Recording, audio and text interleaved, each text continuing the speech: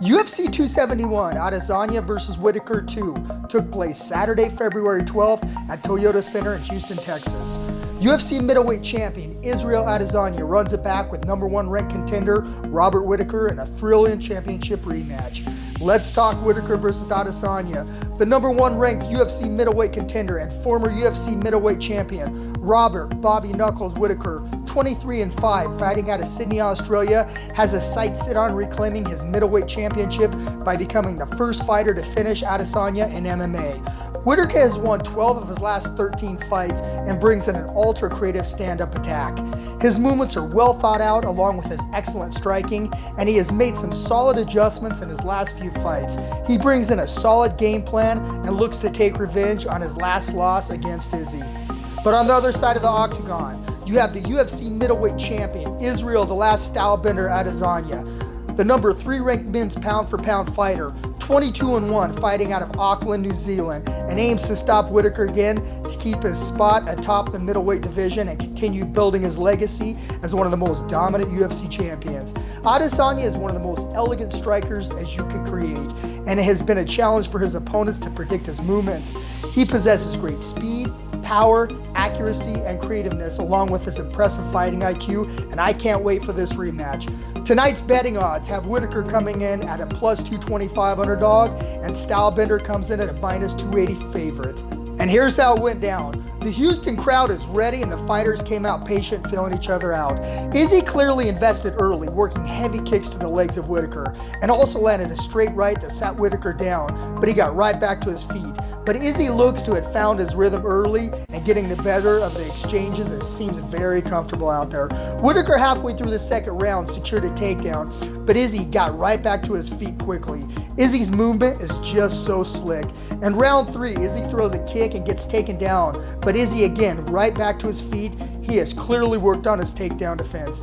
Izzy was fighting almost too patient tonight, which is understandable, not wanting to take too many chances cruising through the fight, but in doing so, it was keeping this fight really close. In round 5, Whittaker shot another takedown late in the round, but Izzy again showed great defense. Guys, the real story of the night was Whittaker had clearly worked on his wrestling, and Izzy had worked hard on his takedown defense. But the real difference was Izzy was just a sniper with his striking and put on another impressive performance. Israel Adesanya defeats Robert Whittaker by unanimous decision to retain his middleweight title. All right, here's my final thoughts. The biggest question we had is, would Whittaker be able to make the right adjustments to beat Izzy this time around? The last fight wasn't very close, and Whittaker over his last several fights has shown some serious improvement. Well, we have our answer. Stylebender never looks out of place. He is always calm and comfortable. He moves so elegantly and like a surgeon picks his opponents apart. But I want to give a shout out to Whittaker, who is a great fighter, and this was a competitive fight, but it never seemed very close.